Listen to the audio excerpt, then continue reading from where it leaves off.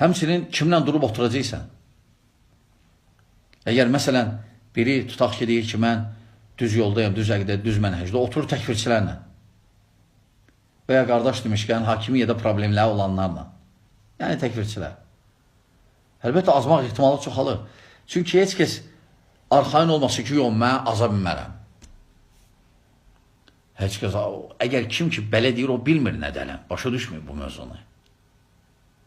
Ona görə alimlər, onların yanına gələndə bidətçilər, onlar qulaqlarını örtərdilər bəziləri və deyərdilər ki, siz də örtün, ta bu gedənəcən. Nədir? Baxmayaraq elmlidir ya, arxain də elmdə. Cavabını da verə bilər. Lakin deyir ki, birdən şübhə düşər qəlbimə. Ona görə sələf hətta mübahisələri çox xoşlamayıb. Kimlə gəldi mübahisə eləmək? Çünki birdən nəsə deyər, şübhə düşər. Ona görə mütləq baxmalısan kiminlə. Hətta Peyğəmbər sallallahu aleyhi ve sellem buyurub ki, Əl-mər alə din xəlilə, el-hədis. Yəni, kişi dostunun dinindədir.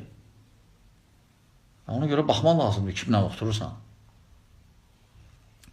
Və bu bəzi səbəblər idi. Ona görə baxman lazımdır, əlbəttə.